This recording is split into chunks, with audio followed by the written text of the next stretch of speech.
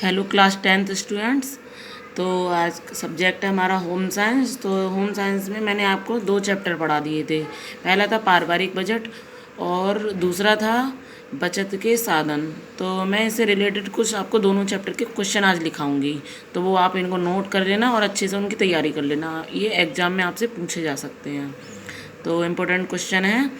पहला मैंने यहाँ लिखा है, बजट किसे कहते हैं। बजट किसे कहते हैं मैंने आपको बताया था, तो आप इस तरीके से इसको लिख सकते हैं। पारिवारिक बजट एक प्रकार का व्यवस्थित लेख अथवा प्रपत्र होता है जिसमें संबंधित परिवार के निश्चित अवधि के होने वाले आय व्यय के विवरण को दर्शाया जाता है। यानी कि जितना भी हमारा आय व्यय, जितनी हमारी आय यानी कि इनकम है, कितना हमने खर्च किया, वो सारे विवरण को क्या कहते हैं, हम बजट कहते हैं। ठीक है। तो यहाँ अब हमारा नेक्स्ट क्वेश्चन है, बजट बनाना क्यों आवश्यक है। तो दूसरा क्वेश्चन है, बजट बनाना क्यों आवश्यक है। तो क्यों आवश्यक है, इसका आंसर है पारिवारिक बजट बनाने का मुख्य उद्देश्य गृह अर्थव्यवस्था को सुचारू रूप से बनाए रखना। यानी कि जो हमारी अर्थव्यवस्था होती है उसको वो सही ढंग से चल सके, तो इसलिए हमें बजट बनाना चाहिए। नंबर 3 हमारा क्वेश्चन है, बजट के प्रमुख मद कौन कौन से हैं। तो प्रमुख मद कौन कौन से हैं, तो मैंने आपको बताया था, आपको जब मैंने चैप्टर रीड कराया था तो बताया था मैंने कौन कौन से हैं। भोजन, वस्त्र, आवास, शिक्षा, स्वास्थ्य, मनोरंजन तथा बचत, ये प्रमुख मद होते हैं। नेक्स्ट है हमारा, पारिवारिक बजट कितने प्रकार के होते हैं। तो ये तो सभी को पता चल गया होगा जब पढ़ा होगा सबने। तो कितने प्रकार के होते हैं, 3 प्रकार के होते हैं। घाटे का बजट, संतुलित बजट और बचत का बजट। कौन कौन से होते हैं, ये 3 होते हैं, घाटे का बजट, संतुलित बजट, बचत का बजट। नेक्स्ट है हमारा, कौन सा बजट सर्वोत्तम माना जाता है। ये तो सभी को पता होगा कौन सा माना जाता है, बचत का बजट सर्वोत्तम माना जाता है। बचत का बजट सर्वोत्तम होता है। नेक्स्ट है हमारा, बजट बनाते समय सर्वाधिक ध्यान में रखने योग्य बात क्या है। यानी कि जब हम बजट बनाते हैं तो सबसे महत्वपूर्ण कौन सी बात होती है जो हमें ध्यान में रखनी चाहिए। तो इसका आंसर है, सर्वाधिक ध्यान में रखने योग्य बात कुल है। पारिवारिक आय की जानकारी, यानी हम इसको दोबारा रिपीट करते हैं, सर्वाधिक ध्यान में रखने योग्य बात कुल है, क्या है, पारिवारिक आय की जानकारी। यानी कि हमारे परिवार की कितनी आय है, कितनी इनकम है, तो उसी हिसाब से हमें अपना बजट बनाना चाहिए कि हमारे परिवार के सदस्य की कितनी इनकम है, तो उसी अनुसार हमें उसका पहले से बजट तैयार कर लेना चाहिए। तब हमें इससे क्या होती है, भविष्य के लिए हमें आसानी होती है भविष्य। नेक्स्ट है हमारा, कौन से बजट से सदैव बचना चाहिए। तो इसको पता ही होगा कौन सा बजट सबसे खराब होता है, या कह सकते हैं गलत होता है, घाटे का बजट। ये हमेशा खराब, सदैव इससे बचना चाहिए, क्योंकि इसमें क्या होता है, हमें ब्याज भी नहीं मिलता, और हम अगर किसी से कुछ उधार भी लेते हैं तो हमें हमारा ये बजट कैसा होता है, हमें तो घाटे में चलता रहता है ये। तो इससे हमें बचना चाहिए, घाटे के बजट से हमें बचना चाहिए। नेक्स्ट है हमारा, बजट बनाने के 2 लाभ लिखिए। तो बजट बनाने के कोई भी लाभ आप लिख सकते हैं, यहाँ मैंने 2 लिखे हैं। बजट बनाने के 2 लाभ मैंने लिखे हैं यहाँ पे। अनावश्यक व्यय को नियंत्रित किया जा सकता है, यानी कि जितनी हमें ज़रूरत है उतना ही खरीदना चाहिए। अनावश्यक ज़रूरत, अगर हमें कोई चीज़ की ज़रूरत नहीं है तो वो हमें खरीदनी नहीं चाहिए। जितनी हमें ज़रूरत है उतना ही हमें खरीदना चाहिए, अपनी इच्छाओं पर नियंत्रण रखना चाहिए। और नंबर 2 है, प्राथमिकता के आधार पर अधिक से अधिक आवश्यकताओं की पूर्ति की जा सकती है। प्राथमिकता के आधार पर अधिक से अधिक आवश्यकताओं की पूर्ति की जा सकती हो। तो ये 2 इसके लाभ होते हैं बजट के।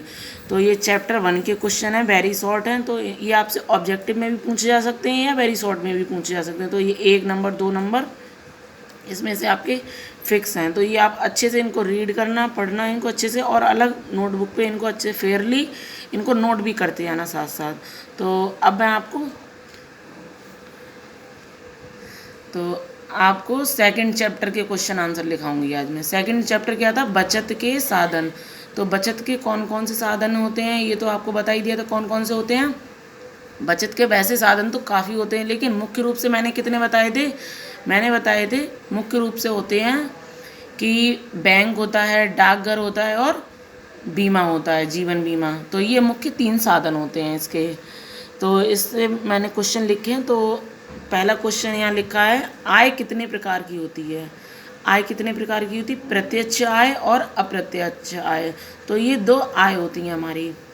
नेक्स्ट है, पारिवारिक आय के 4 मुख्य स्रोत बताइए, यानी कि आय हमारी इनकम कहाँ कहाँ से आती है। तो इनके 4 मुख्य स्रोत, अगर आपसे और भी पूछे तो आप और भी बताएं। यहाँ 4 पूछे हैं तो आप इनको भी लिख सकते हैं। क्या क्या होता है? वेतन होता है, व्यवसाय से भी हमारी इनकम होती है, और कृषि से भी होती है, ब्याज से भी हमें इनकम मिलती है। किसी को अगर हम पैसा दे देते हैं तो उसका ब्याज मिलता है, तो उसकी भी हमें इनकम होती है। पारिवारिक आय के ये क्या होते हैं? ये मुख्य स्रोत होते हैं पारिवारिक आय के। तो साथ ही साथ आप इनको नोट भी करते जाना। नेक्स्ट है, बचत का अर्थ क्या है? बचत का अर्थ क्या है? ये आपने अगर पीछे पढ़ा होगा तो मैंने डिटेल में आपको बताया था। तो यहाँ पे मैंने शॉर्ट में लिखा है, पारिवारिक आय में से परिवार की वर्तमान आवश्यकताओं की पूर्ति पर व्यय करने के उपरांत धनराशि बच जाती है, उसे बचत कहते हैं। यानी कि जो परिवार की आय है, जितनी हमारी इनकम है, उसमें से हम जितना भी खर्चा कर रहे हैं, जो भी खर्चा कर रहे हैं, उस खर्च होने के बाद, वो पैसा खर्च होने के बाद जितना बचता है वो हमारी क्या होती है? बचत होती है। जो बच जाता है वही बचत होती है। जितना खर्च करने के बाद बच जाता है वो हमारी बचत होती है।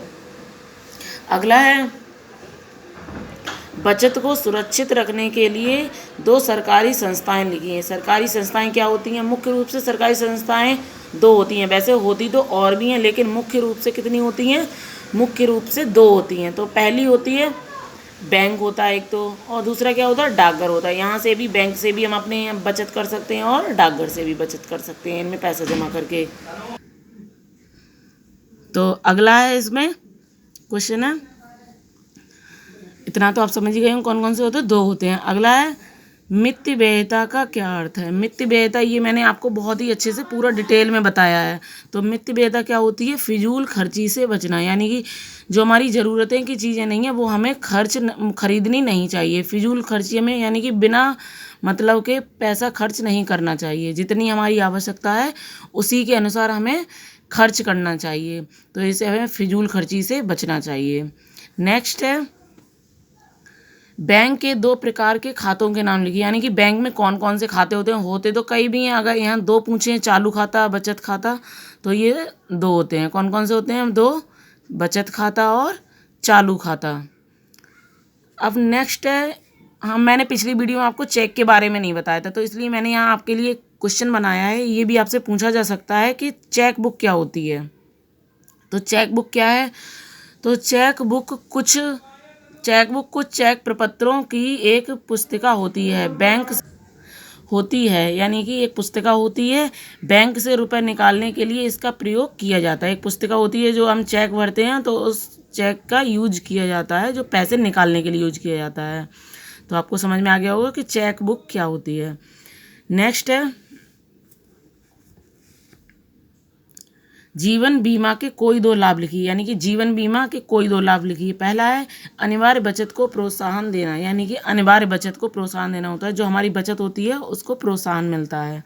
नंबर 2 है, दुर्घटना की स्थिति में आश्रितों को सुरक्षा प्रदान करना। यानी कि जब कोई दुर्घटना हो जाती है तो उससे आश्रित लोग, मतलब हो गए जैसे परिवार के लोग होते हैं, जो परिवार के लोग होते हैं आश्रित, जो उसी पे आश्रित होते हैं, कोई अगर दुर्घटना हो जाती है तो उनको वो बीमा, जितने भी पैसे हमने फिक्स किए होते हैं वो मिलते हैं, और ब्याज के रूप में जितना भी पैसा होता है दुर्घटना होने पर हमें वो पूरा मिल जाता है।